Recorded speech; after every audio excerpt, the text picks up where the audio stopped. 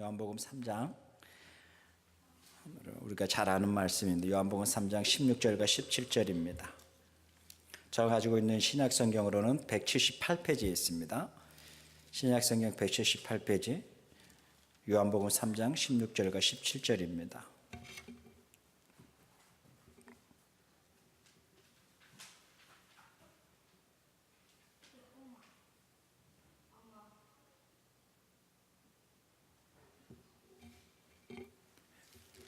자, 우리 같이 한 목소리 읽겠습니다. 하나님께서 세상을 이처럼 사랑하셔서 외아들을 주셨으니 이는 그를 믿는 자마다 멸망치 않고 영생을 얻게 하라는 것이다. 하나님께서 아들을 세상에 보내신 것을 세상을 심판하시려는 것이 아니라 아들을 통하여 세상을 구원하시려는 것이다. 아멘. 자, 우리 20절과 21절 같이 한번 읽을까요? 악한 일을 저지른 사람은 누구나 빛을 미워하며 빛으로 나오지 않는다. 그것은 자기 행위가 드러날까 봐 두려워하기 때문이다. 그러나 진리를 행하는 사람은 빛으로 나온다. 그것은 자기의 행위가 하나님 안에서 이루어졌음을 드러내려는 것이다. 아멘. 자, 오늘은 이제 우리가 요한복음 3장 16절, 우리가 잘 아는 말씀입니다. 근데 요한복음 3장 16절만, 17절만 이렇게 딱 띄어서 성경을 보시면 발음 그거 성경을 보는 방법은 아닌 것 같고요. 니고데모의 이야기, 그 다음에 3장 16절과 17절을 봐야 될 것 같습니다. 니고데모의 이야기에 우리가 가장 중심의 이야기, 니고데모가 표현했던 그 단어가 있습니다. 그것이 뭐냐면 어찌 그런 일이 가능합니까? 라는 거예요. 어떻게 그런 일이 가능할까요? 어떻게 그럴 수가 있을까요? 이것이 뭐예요? 니고데모가 예수님에게 이야기하는 거죠. 어떤 이야기를 했길래 니고데모가 그런 표현을 했을까요? 그 표현은 하나겠지요. 영생을 얻어야 된다라고 했을 때 어떻게 영생을 얻을 수가 있습니까? 어떻게 그런 일이 가능할까요? 라는 거죠. 그러면서 그 이야기의 정신적인 흐름이 3장의 전체적인 흐름입니다.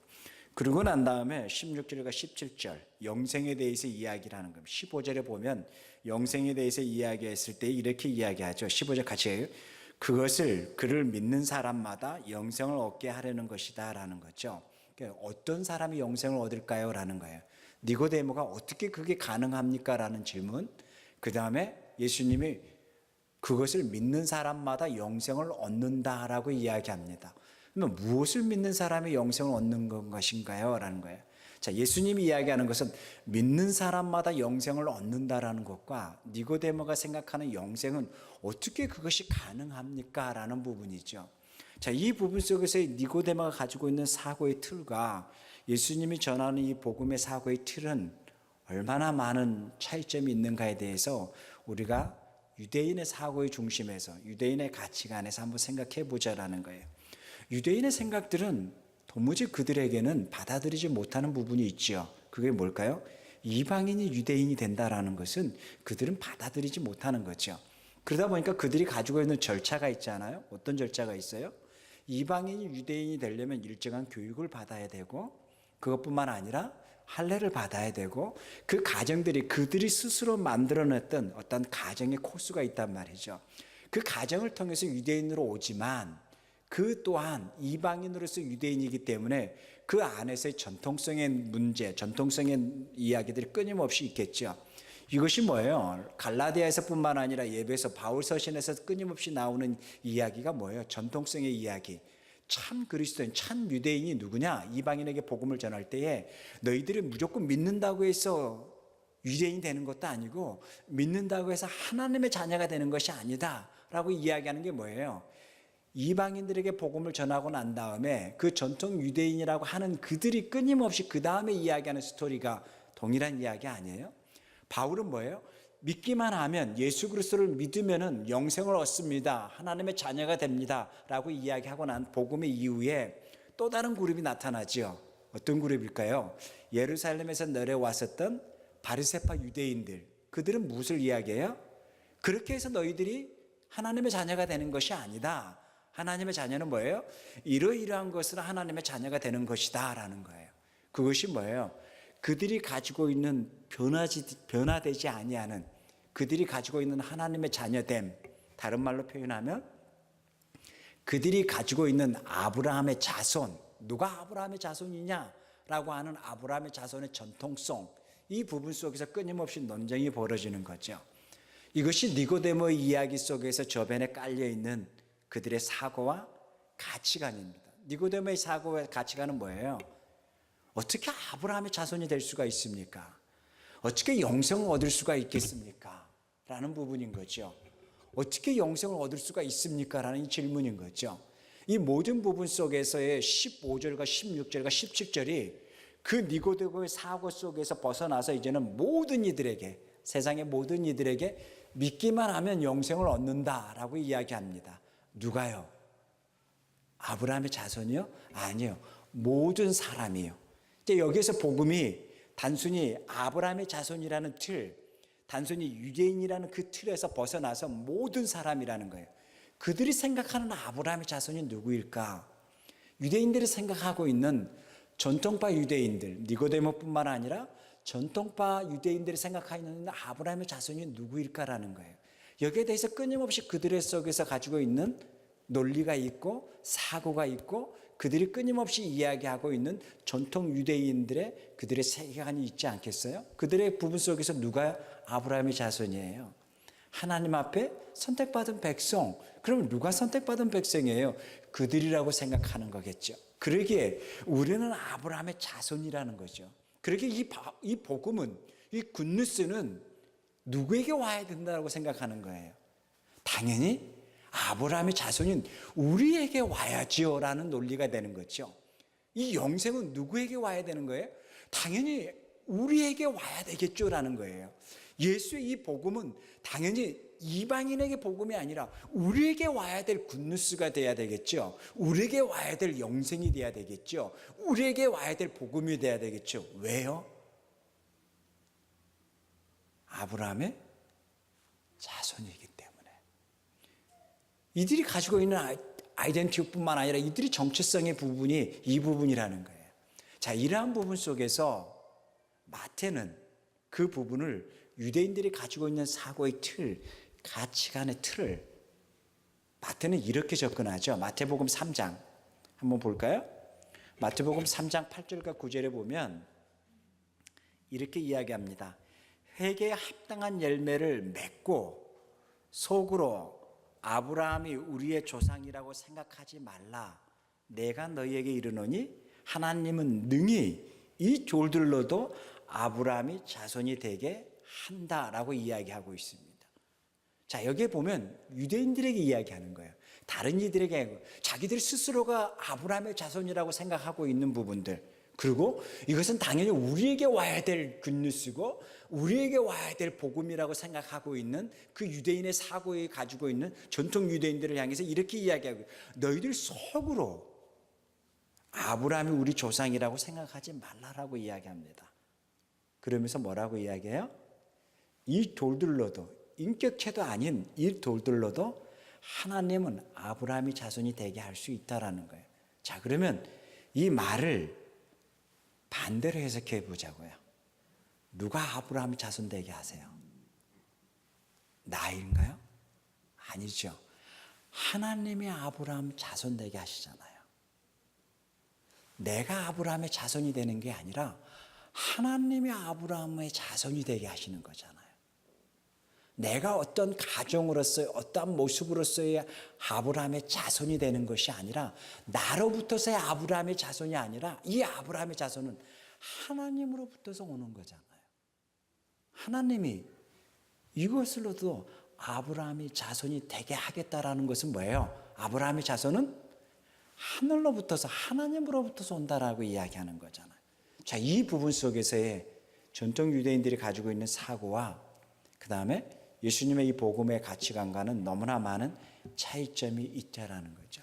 자, 여기에 보면 누가 유대인인가라는 거예요. 누가 정말 아브라함의 자손인가라는 거예요. 우리가 아브라함의 자손입니다. 우리가 전통 아브라함의 자손입니다라고 이야기합니다. 그런데요, 하나님은요, 그렇게 해석하고 있질 않네요. 하나님이 아브라함 자손 되게 하시는 이가 아브라함의 자손이라고 이야기하네요.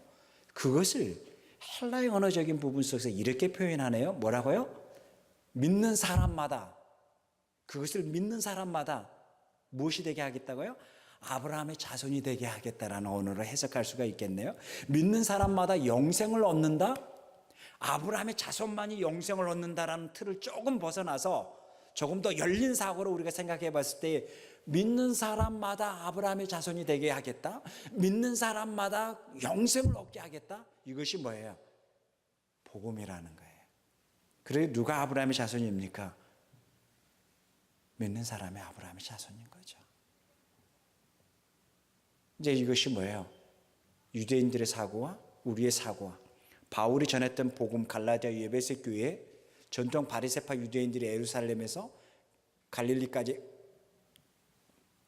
갈라디아까지 내려오고 에베소까지 내려와서 그들을 충동했던 부분이 뭐예요? 여러분은 전통 유대인이 아닙니다. 여러분은 아브라함의 자손이 아닙니다. 아브라함의 자손이 되려면 이렇게 해야 됩니다라는 거예요. 뭐예요? 그것이 어디로부터서 와요? 우리로부터서 오는 거잖아요. 이런 가정을 통해서만이 되는 거잖아요. 이렇게 가정을 밟아야만이 된다라고 생각을 하고 있잖아요. 그래야만이 아브라함의 자손이 됩니다라고 하잖아요. 그런데 이 아브라함의 자손을 다르게 해석합니다. 믿는 사람마다 아브라함의 자손이 되게 하겠다라는 거네요. 믿는 사람마다 구원을 얻게 영생을 얻게 하겠다라는 거예요. 이것이 3장의 복음의 출발이라는 거예요. 3장 15절 2절까지 그 이전까지의 복음은 유대인들을 향하는 이야기를 벗어나서 15절 이후부터서는 뭐예요? 이 아브라함의 자손이 이제는 뭐예요? 모든 사람, 모든 믿는 사람. 그래서 16절에 이렇게 이야기합니다. 하나님이 세상을 이처럼 사랑하사 외아들을 주셨으니 이는 그를 믿는 사람마다 멸망치 않고 영생을 얻게 하려는 것이다 라는 거예요. 복음이 이렇게 열리는 거예요. 자, 그런데 이 16절을 우리가 전통 유대인의 사고방식으로 해석을 해보자고요. 전통 유대인의 사고방식으로를 봐야 된다면 이렇게 봐야 되겠죠. 하나님이 아브라함의 자손들을 사랑하사 그에게 외아들을 주셔서 그들에게 영생을 주셨습니다. 누구에게요? 아브라함의 자손, 유대인들이라는 거겠죠. 이것이 지금 그들도 하여금 끊임없이 갈등하는 부분이고 지금도 유대인들은 전통 유대인들은 또 그렇게 믿고 있는 거겠죠. 그런데 16절에 보면 그것을 뛰어넘는 부분이에요. 하나님이 뭐예요?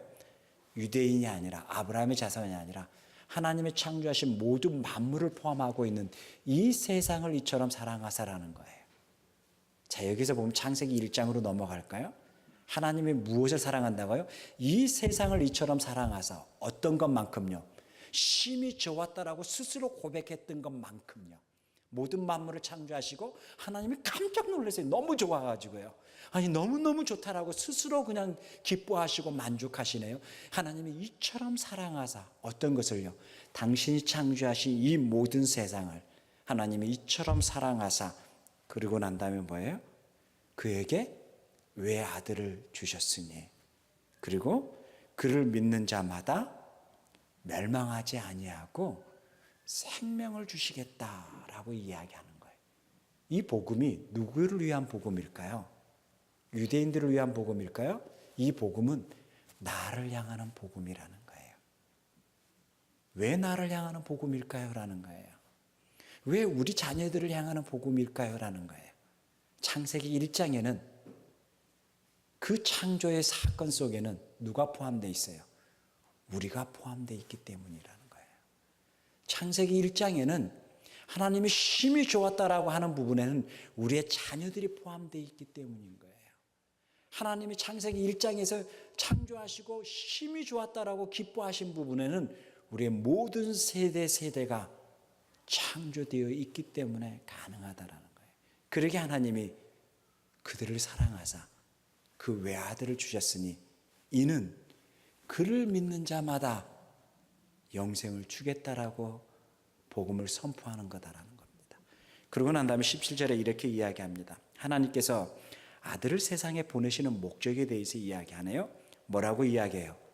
세상을 심판하는 것이 아니라 세상을 구원하기 위해서요. 하나님의 아들을 세상에 보내시는 목적은 세상을 구원하기 위해서 보내셨다라고 이야기합니다. 어떤 것이 세상을 구원할까요? 믿는 사람마다 영생을 주는 것뿐만 아니라 또 다른 17절의 스토리가 있습니다. 하나님의 세상을 구원하기 위해서 그의 아들을 보내주셨습니다 라고 하는 겁니다. 세상을 심판의 대상이 아니라 세상을 어떤 대상으로 보는 거죠? 멸망의 대상으로 보는 것이 아니라 구원의 대상으로 본다라는 거죠. 세상을 멸망하고 심판하고 꾸짖는 대상으로 보는 것이 아니라 그 아들을 통해서 세상을 회복시키고 구원할 대상으로 본다라는 거죠. 이것이 뭐예요? 20절과 21절을 보면 빛이라는 용어를 가지고 설명을 하고 있습니다. 빛은요, 빛이 비치면 어떤 일이 벌어질까요? 어떤 행위가 드러나겠죠. 어떤 행위가 드러날까요? 악을 행하는 사람은 그 악의 행위가 드러나겠죠. 그리고 선을 행한 사람은 그 선한 행위가 드러나겠죠. 이게 뭐예요? 빛이에요. 여기에 보면 20절과 21절을 보면 우리가 꼭 잊지 말아야 될 부분이 있어요. 20절 한번 볼까요? 악한 일을 저지른 사람은 누구나 빛을 미워하며 빛으로 나오지 않는다. 그것은 자기 행위가 드러날까 봐 두려워하기 때문이다. 21절. 그러나 진리를 행하는 사람은 빛으로 나온다. 그것은 자기 행위가 하나님 안에서 이루어졌음을 드러나는 것이기 때문이다 라고 합니다. 자, 20절과 21절 그 다음에요 16절과 17절의 말씀을 보면서 20절과 21절을 우리가 한번 해석해 보자고요. 빛이 와서 그들을 심판했나요? 빛이 와서 그들을 멸망시켰나요? 빛이 와서 드러내는 것밖에 없잖아요. 근데 빛이 와서 멸망시키지도 아니하고 심판하지도 않네요. 이것이 뭐예요? 16절과 17절의 복음이기 때문에 가능하다라는 거예요. 예수 그리스도가 빛으로 이 땅에 오심으로 말미암아 드러납니다. 회복이 됩니다. 멸망이 아니라 심판이 아니라 구원으로서 드러납니다. 이것이 뭐예요? 세상을 창조하신 그 창조자가 멸망의 대상으로 보는 것이 아니라 구원의 대상으로 이 세상을 바라보기 때문에 가능한 겁니다. 20절과 21절을 보면서 여기에 심판이 없구나. 여기에 멸망이 없구나. 단지 빛이 옴으로 말미암아 두려워하는 사람이 있구나. 왜? 자기의 악함이 드러날까 봐 두려워하는 사람이 있구나.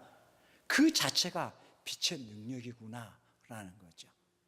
그래서 이 복음의 16절과 17절은 우리가 니고데모를 띄워놓고는 16절과 17절을 해석하면 안 된다라는 거죠. 유대인의 관점에서 유대인의 사고 속에서 16절과 17절의 이 복음을 이야기했을 때 유대인의 아브라함의 사고의 틀을 가지고 있는 사람은 이런 질문을 던져야 되겠죠. 어찌 그런 일이 가능합니까? 어떻게 그럴 수가 있겠습니까? 이것이 뭐예요? 유대인들의 사고의 틀이었죠. 이 틀은요, 에베소와 바울 서신에서 끊임없이 나오는 스토리입니다. 어떻게 그럴 수가 있습니까? 절대 그렇지 않습니다. 그렇게 돼서 여러분이 영생을 얻지 못합니다. 여러분이 아브라함의 자손이 돼야만이 영생을 얻습니다. 그러면서 억지로 모든 사람들을 할례받게 하는 행위. 이것이 뭐예요? 끊임없이 유대인들과 충돌 나는 하나님의 복음이냐 아니면 그들의 사고틀 속에서 그들의 복음이냐라는 거죠. 자, 그러면 이제 우리들에게 한번 적용해 보자고요. 먼저 믿는 그리스도인들, 먼저 믿는 우리들이 이해 못하는 부분이 있지 않아요? 어떻게 저런 사람이 구원을 받을 수 있을까? 어떻게 저런 사람이 교회를 다닐 수 있을까? 어떻게 저런 사람이 신앙생활을 한다고 할 수 있을까? 우리가 이해되지 못하는 영역들이 얼마나 많이 있어요. 그런데도 조심스러운 거죠. 무엇이 조심스러우냐면 어쩌면 내가 니고데모가 될 수 있겠다라는 것도 조심스러운 거고, 또 다른 하나는 내가 어쩌면 아브라함의 자손이라고 뻐기고 있는 이런 유대인의 전통성을 지니고 있다라고 목에 힘주고 있는 내 모습일 수도 있겠다라는 두려움이 든다라는 거겠죠. 복음은요, 상상을 초월한 사람이 믿게 되는 일도 있는 것이고, 복음은요, 저 사람은 당연히 그리스도인이지, 믿을 만한 사람이지 라는 사람도, 복음을 받아들인 사람도 있는 반면에 우리가 받아들이지 못하는 사람, 우리가 정말 인정하고 싫어하는 사람, 우리가 정말로 이해되지 못한 사람, 그런 사람 또한 그 복음 앞에 노출돼서 복음으로 말미암아 구원을 받는 삶을 살아갈 수도 있다라는 것이죠. 그러기에 우리가 경계해야 될 부분은 내가 행여나 이 복음의 구원이 영생이 내가 자손이기 때문에 나로부터서 왔다라는 출발점으로 믿고 있지는 않는가? 만약에 그렇다면 그것이 항상 나의 수고의 결과이기 때문에, 나의 노력의 결과이기 때문에, 나의 신앙의 결과이기 때문에 이 잣대가 다른 사람을 비교할 수 있고 판단할 수 있는 근거가 되는데, 만약에 이 영생의 구원이 나의 수고와 상관없이, 나의 노력과 상관없이 하늘로부터 주어지는 아브라함의 자손이라면, 내가 믿는 이 믿음이 나의 지식의 기반이 아니라 하나님의 주시는 그 선물로서 내가 믿어지는 거라고 고백되어진다면, 우리가 다른 사람을 판단하는 기준이 사라질 수 있겠죠. 왜요? 이 믿음 또한 하나님의 주신 선물이기 때문에, 이 믿음 또한 하나님이 주시는 은혜이기 때문에, 이 영생 또한 하나님이 주시는 선물이고 은혜이기 때문에 내가 다른 사람을 판단하는 나의 기준의 잣대는 될 수가 없겠죠. 왜요? 나도 거저 받았던 하나님의 선물을 받고 그 선물로서, 그 은혜로서 살아가는 존재이기 때문에. 이것이 뭐예요? 우리가 믿음 생활의 출발점에서 가지고 있어야 될 복음이라는 거겠죠. 기도하겠습니다. 하나님 아버지, 우리에게 은혜를 주십시오. 그래서 우리가 믿음을 가지고 있고 예수 그리스도를 믿고 생활하는 이 신앙이 하나님이 우리에게 부어주시는 축복이고 은혜이고 선물임을 고백합니다.